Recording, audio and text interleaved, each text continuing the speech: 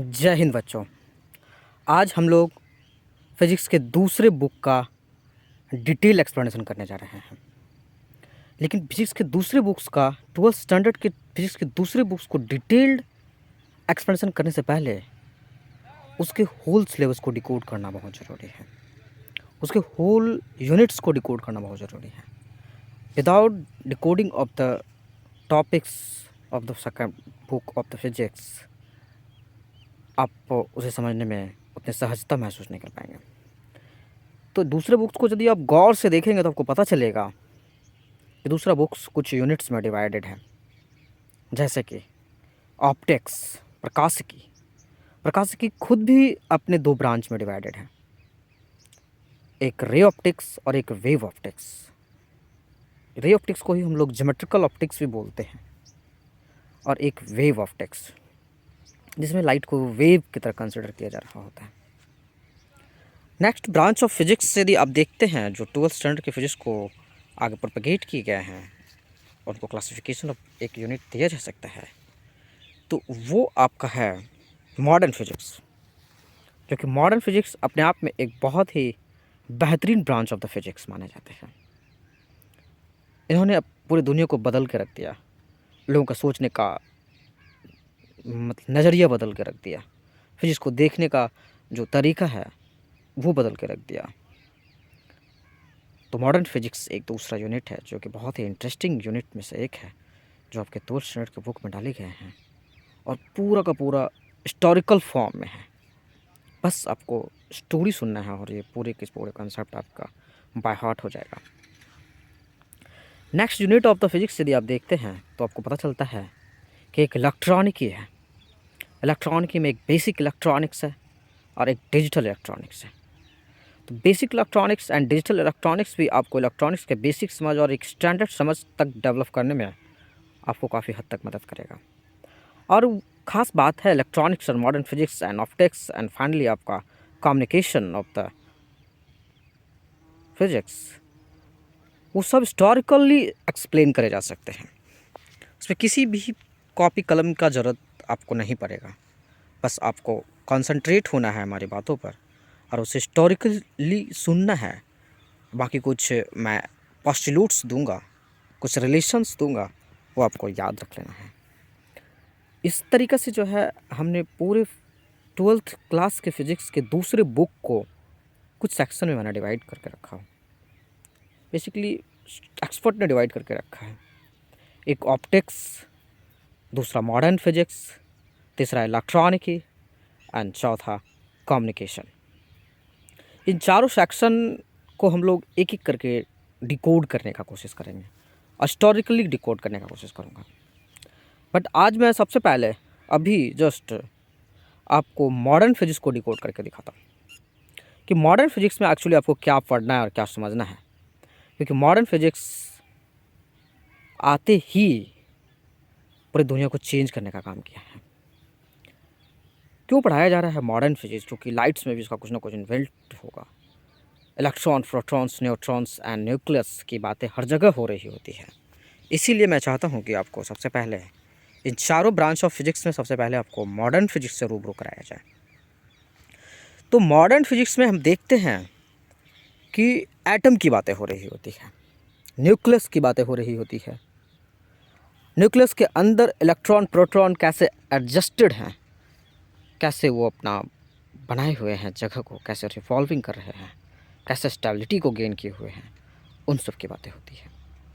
लेकिन modern physics को start करने से पहले आपको समझना होगा कि उसे मॉडर्न क्यों कहते हैं। मॉडर्न फिजिक्स को मॉडर्न इसलिए कहते हैं कि जब डिस्कवरी ऑफ इलेक्ट्रॉन हुआ 1600 समथिंग, 16वीं सदी में, 17वीं सदी बोलना चाहिए उसको, 1600 समथिंग में, तब जाकर के जो है एक मॉडर्न फिजिक्स का उद्भव हुआ, जो कि बहुत ही न्यू फेज कहा जा सकता है फिजिक्स का। तो हम लोग बात करते हैं कि मॉडर्न कॉन्सेप्ट्स जो है क्या है, तो उसमें हम लोग सबसे पहले बात करते हैं एटम की। लेकिन एटम के बारे में जो सबसे पहला वर्णन मिलता है वो आपके जॉन डाल्टन के अनडिविजिबल एटॉमिक प्रिंसिपल पे मिलता है। मतलब कि जॉन डाल्टन का अविभाज्यता का जो सिद्धांत है, उस सिद्धांत में ही आपको एटम का वर्णन मिलता है। उन्होंने ही सबसे पहले बताया कि एटम इंडिविजुअल होते हैं, अविभाजित होते हैं, उसे किसी भी फिजिकल एंड केमिकल प्रोसेस के द्वारा और छोटा नहीं किया जा सकता है। मतलब मैटर का सबसे स्मॉलेस्ट पार्टिकल एटम कहलाता है। मैटर का सबसे स्मॉलेस्ट पार्टिकल एटम कहलाता है। लेकिन हमारे भारतीय सांस्कृतिक सभ्यता में कुछ साल पहले ही ये बात बता दिए गए थे ऋषि कनाद के द्वारा कि एटम इंडिविजुअल है, मीन्स पदार्थ को और छोटा नहीं किया जा सकता। पदार्थ से सबसे छोटा जो कण होगा, जो सबसे छोटा इकाई जो होगा, उसे परमाणु कहा जाएगा। उन्होंने अपने टर्मिनोलॉजी में कहा था, but atom word European countries का देन है, जॉन डाल्टन का देन है। इसलिए मैं अभी इस लेक्चर्स में ये डिबेट में नहीं फंसूंगा कि एटम को सबसे पहले इंडिविजुअल किसने कहा, ऋषि कनाद ने कहा या फिर जॉन डाल्टन ने कहा। ये किसी विशेष लेक्चर्स में हम बात करने की कोशिश करेंगे। अभी हम लोग केवल कॉन्सेंट्रेट करते हैं कि पदार्थ का जो सबसे छोटी इकाई होगा, मैटर का जो सबसे छोटा कण होगा, उसे मैं एटम कहूँगा।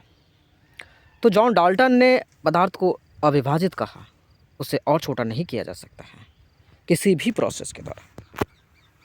लेकिन हमारे साइंटिस्टों ने आज एटम को तोड़ा, और तोड़ा ही नहीं, उसे कई पार्टिकल्स में तोड़ा, जैसे fundamental particles, electron, proton, neutron में तोड़ा। यहाँ तक कि इलेक्ट्रॉन फंडामेंटल पार्टिकल्स को भी उन्होंने तोड़ा। फंडामेंटल पार्टिकल्स इलेक्ट्रॉन को भी उन्होंने तोड़ा, प्रोटॉन को भी उन्होंने तोड़ा, न्यूट्रॉन को भी उन्होंने तोड़ा, और क्वार्क्स नाम दिया। क्वार्क्स भी कई पार्ट्स से मिलकर बना होता है, top down, strength, top and bottom जैसे पार्टिकल में ब्रेक किया। और वो कैसे एटम के अंदर एडजस्टेड है, इसका जर्नी हम लोग पूरा करेंगे। लेकिन इसके पहले हम लोग फिर से लेके चलता हूँ कि एटम इंडिविजुअल है, ऐसा उन्होंने जॉन डाल्टन के द्वारा सिद्धांत दिया गया।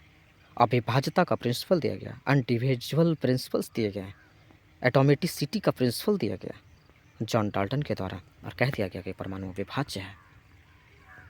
लेकिन इसके डिवीज़न का जो शुरुआत है वो काफ़ी हिस्टोरिकल और काफ़ी इंटरेस्टिंग है।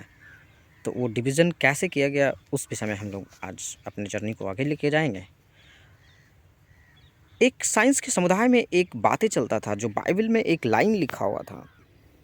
एक लाइन है कि जब थंडरिंग होता है और जब लाइटनिंग होता है, तो ये एक ईश्वर की इच्छा की वजह से हो रहा होता है, ये एक ईश्वरीय घटना है। इस पर डिबेट है कि वो ईश्वरीय घटना भी हो सकता है, लेकिन साइंटिस्टों के कम्युनिटी में ये बात चल रहा था कि वो एक प्राकृतिक घटना है।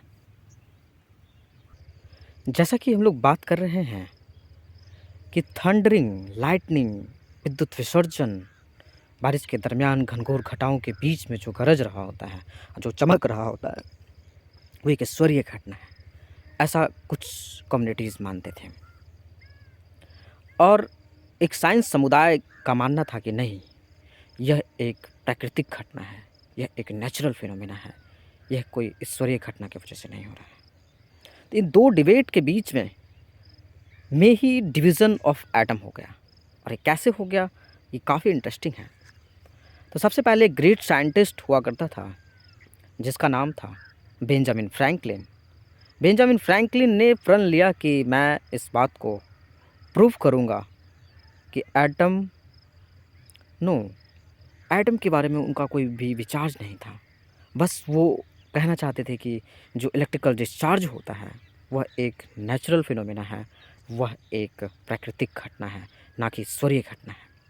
इसके लिए उन्होंने एक बहुत बड़ा पतंग बनाया और घनघोर घटाए वाला दिनों को चुना और पतंग को उड़ाया, और पतंग को बादलों के बीच ले गया और रेशम की डोरी के साथ जो है उसे उड़ाया गया।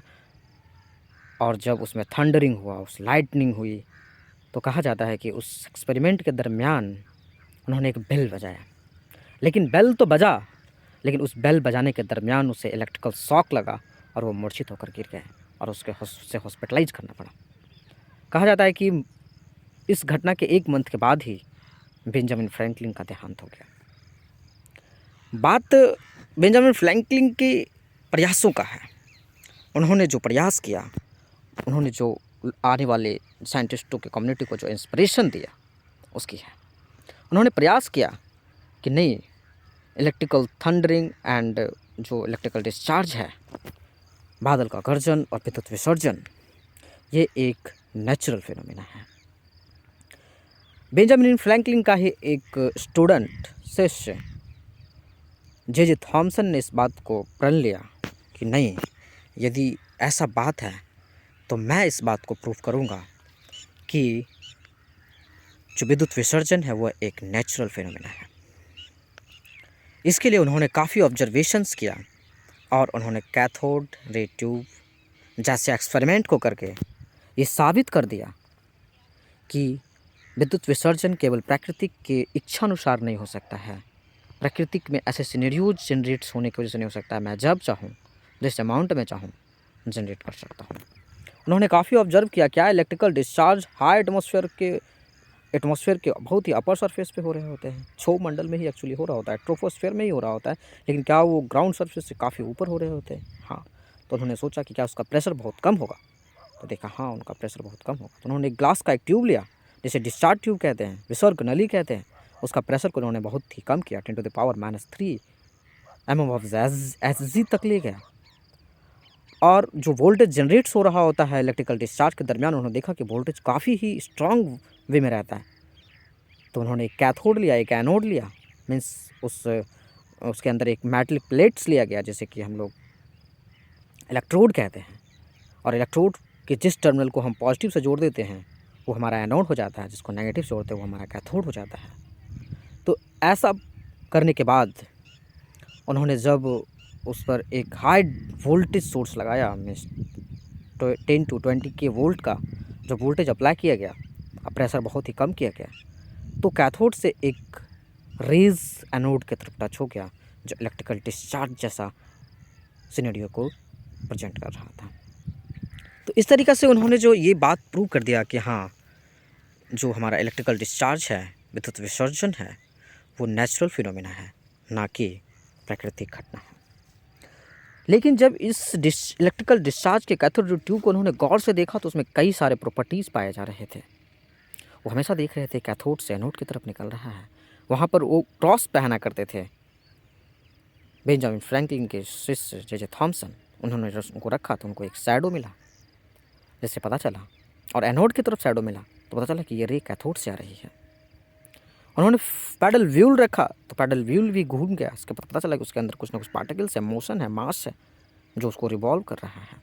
इलेक्ट्रिकल फील्ड से जब गुजारा तो वो कैथोड रे जो कैथोड से निकल रहे थे वो मुड़ जा रहा था पॉजिटिव प्लेट्स की तरफ, पॉजिटिव चार्ज की तरफ। बहुत सारे कंक्लूजनों के बाद जो उन्होंने कहा कि यह एक पार्टिकल है और ये एक इलेक्ट्रॉन है जो एटम से भी छोटा है। तो इस तरीक़ा से जो है डिस्कवरी ऑफ एटम किया गया, और डिस्कवरी ऑफ एटम का श्रेय जे थॉमसन को मिला, और जे थॉमसन के नाम से पेपर पब्लिश हो गया कि जे थॉमसन ने डिस्कवरी ऑफ इलेक्ट्रॉन किया है। डिस्कवरी इलेक्ट्रॉन को कई साइंटिस्ट करके देखना चाहते थे। उनमें से एक साइंटिस्ट था जिसका नाम था गोल्डस्टीन। गोल्डस्टीन भी बहुत ही जुगाड़ू किस्म का व्यक्ति था। उन्होंने भी इस एक्सपेरिमेंट को करके देखना चाहा, लेकिन